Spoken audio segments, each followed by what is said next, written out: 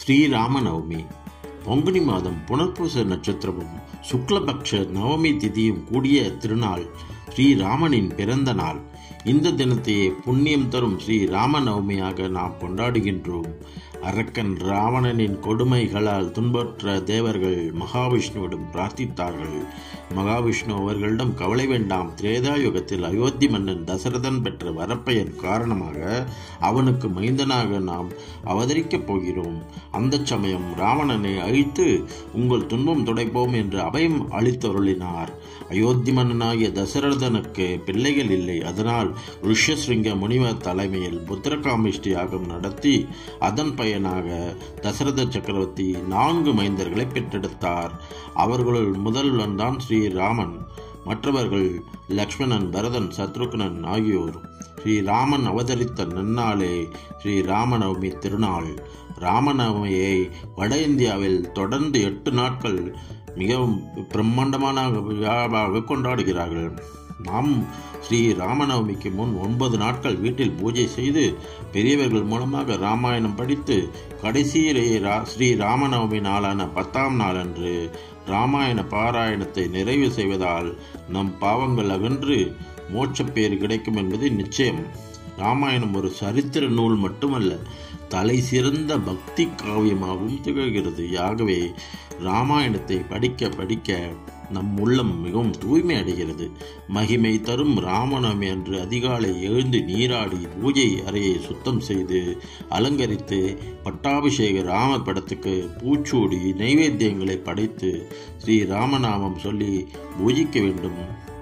நன்மையும் செல்வமும் நாளும் நல்குமே, திண்மையும் பாவமும் சிதைந்து தேயுமே, ஜன்மமும் மரணமும் இன்றி தீருமே, இன்மையே ராமா என்று நினைத்து நாள் என்று கம்பரின் வாக்கு. ஆம், ராமநவமியில் மகிமை மிகு ராமநாமத்தை இடைவிடாது உச்சரிப்பதால் இல்லத்தில் நற்காரியங்களும் செல்வ வளமும் வளர்ந்தோங்கும். நாம் செய்த பாவங்கள் கரைந்து புண்ணியங்கள் கூடும். ராமநவமியில் ராமனுக்கு நைவேத்தியமாக நீர்மோர் படைப்பது மிகவும் முக்கியம். ராஜரிஷி விஸ்வாமித்திரருடன் இருந்தபோதும் அதன் பின்னர் 14 ஆண்டுகள் வனவாசத்தின் போதும் தசரத மன்னன் நீர்மோரையும் பானகத்தையும் தாகசாந்திக்காக அருந்தினார். அதன் நினைவாகவே நீர்மோரும் பானகமும் ஸ்ரீராமனின் அவதார தினமான ஸ்ரீ ராமநவமி அன்று நிவேதன பொருட்களாக படைக்கப்படுகின்றன. இதை தவிர பொங்கல், பருப்பு வடை போன்றவற்றையும் நிவேதனம் செய்து பகிர்ந்து உண்பார்கள். ஸ்ரீராமன் எளிமையான வாழ்க்கையை மேற்கொண்டதால் அவருடைய பிறந்த நாளில் எளிய பானங்களான நீர்மோர், பானகம் வழங்குவதையும் விசிறி தானம் செய்வதையும் வழக்கமாக அமைத்தனர். ராமநவமியில் இப்படிப்பட்ட சிறப்பு நைவேத்தியங்கள் படித்து இறை பூஜை செய்ய இயலாதவர்கள் வருந்தவே தேவையில்லை. எச்சில் கனியையும் உண்டு சபரிக்கு அருள் செய்தவர் அல்லவா நம் ராமன். எனவே வாழைப்பழம், பால் போன்ற மிக எளிய பொருட்களை அர்ப்பணித்தும் ஸ்ரீ ராமநாமம் சொல்லியும் ஸ்ரீராமனை வணங்கி அருள் பெறலாம். ஆலயத்திலும் சரி, இல்லத்திலும் சரி, பூஜையின் போது ராமபிரானை வணங்கிய பிறகு பூஜையில் கலந்து கொள்ளும் பெரியோர்களையும் ராம பக்தர்களையும் கூட வணங்கி அவர்களின் ஆசீர்வாதத்தையும் பெற வேண்டும். ஏன் தெரியுமா? ராமநவமி என்று ராமநாமம் உச்சரிக்கப்படும் இடங்களிலும் ராமாயணம் படிக்கப்படும் இடங்களிலும் அங்குள்ள அடியவர்கள் மீது ஸ்ரீ ஆஞ்சநேயர் எழுந்தருளை ஆனந்திப்பாராம். எனவே அடியவர்களை வணங்குவதன் மூலம் அனுமனின் அருளையும் பெறலாம். இது மட்டுமா, ஒருமுறை விஸ்வாமித்திர முனிவருக்கு அளித்த வாக்கின்படி ஸ்ரீராமன் அனுமனோடு போரிட நேர்ந்தது.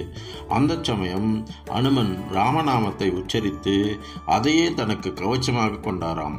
மேலும் பாவங்களை போக்கும் அக்னி பீஜமாகிய ஞானம் தரும் சூரிய பீஜமாகிய செல்வத்தை அள்ளி அள்ளி தரும் சந்திர பீஜமாகிய ஆகிய 3 எழுத்துக்கள் கொண்ட ஸ்ரீ ராமநாம மந்திரத்தை தினமும் ஓதுவதால் நம் பாவங்கள் யாவும் நீங்கி கல்வி, செல்வம், வீரம் ஆகிய யாவும் பெற்று சிறப்படையலாம்.